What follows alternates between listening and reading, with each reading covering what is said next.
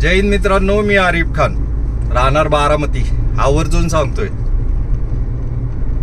सांगतोय काल, कारण जरांगे पाटला एक व्हिडिओ बनवला होता साध्या म्हणून. ते एकाने विचारलं, तुला काय गरज आहे, तू मुसलमानाचं, तू का साथ द्यायला सांगतोय, सगळ्या लोकांना आव्हान करतोय. त्यासाठी हा व्हिडिओ बनवायचं खरं कारण.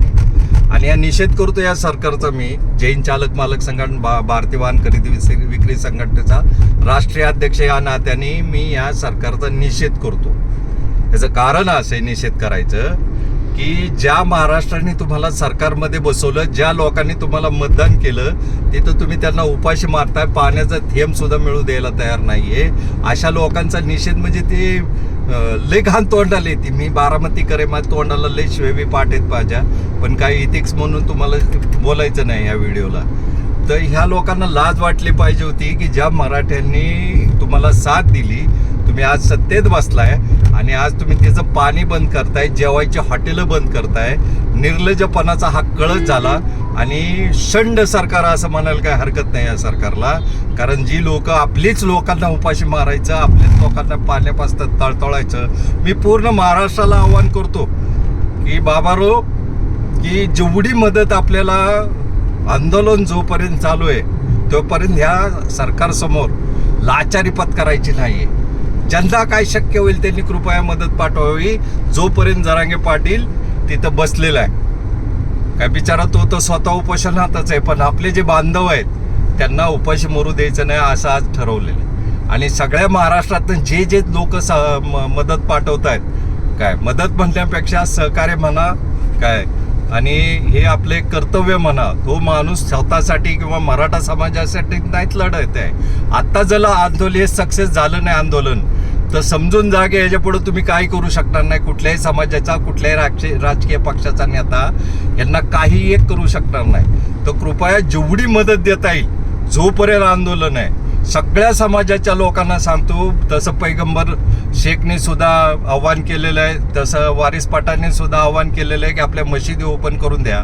तसं मी सगळ्या समाजाला, ख्रिश्चन समाजाला, शीख समाजाला, मराठा समाजाला, मुस्लिम समाजाला, सगळ्यांना सांगतो की जशी सोय करता येईल, आदर सगळे समाज, बहुजन समाज, तर ह्या समाजाने सगळ्यांनी काय मदत देता येईल, एक चपातीची बी मदत केली तरी चालण्यासारखं आहे. अरे 12 कोटी लोक आहेत, आपण 2% सोडले तर 12 कोटी लोक, 12 कोटीचं एक चपाती म्हणलं तरी खूप होत आहे. अलग लक्षात, माफ करा, पण ही गरज आहे आता काळाची. हे तुमच्यासाठी, ते फक्त मराठा समाजाला लढत नसून हा संपूर्ण समाजासाठी लढतोय. ही 1947ची क्रांती परत आणणारा माणूस आहे. तर त्याच्यासाठी मित्रांनो मेहरबानी करा आणि जेवढी मदत पाठवता येईल तेवढी पाठवा. आणि सरकारला हे सांगणं आहे माझं की हारणारी अवलाद नाहीये ही महाराष्ट्रातली. तर ह्या सरकारला धडा शिकवल्याशिवाय उठूच नका जरांगे पाटील तुम्ही. काय आम्ही तुमच्या सोबत आहोत. फक्त तुम्ही नीट राहा. 10 मारावे 10 धनी मरू नये बस. याच्यासाठी मी सगळ्या महाराष्ट्रातल्या प्रत्येक जातीतल्या माणसाला आव्हान करतो, हे जातीची भांडणं नाहीत, हे आरक्षणाची भांडणं नसावीत.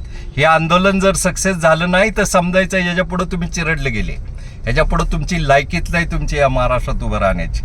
तर त्याच्यामुळं जे बेईमान आहेत त्यांना बी सांगतो की तुमच्यासाठी बी हा माणूस लढतोय. तर त्यासाठी सहकार्य करा. राजकीय काय खिळे आणू नका ह्याच्यात. आणि तो माणूस राजकारण करत नाही हे आम्हाला लक्षात आलेलं आहे. लोक किती बी बडबड द्या, पैसे पाकिट घेऊन बडबड द्या की राजकारण करतोय. ते ज्यांना जरांगे पाटलाच्या विरोधात जेवढी बोलणारी आहेत ना, त्यांना पाकिटं मिळाली आहेत. माझं जाहीर चॅलेंज आहे त्यांना की तुम्ही असं लढून दाखवा म्हणून. जातीसाठी, स्वतःच्या जातीसाठी तरी लढा. जैन मित्रांनो, आवडलं तर फॉरवर्ड करा, नाही आवडलं तर काही फरक पडत नाही. माझ्या मनाचं समाधान झालं एवढं बोललो, कारण मला जरांगे पाटलापर्यंत पोहोचता येणार नाही, तर तिथे बी पोचून त्याच्या समोर बी बोललो असतो. जरांगे पाटील तुम जिंदे रहो, हम तुम्हारे पीछे है, बचेंगे तो और भी लढेंगे. जय हिंद.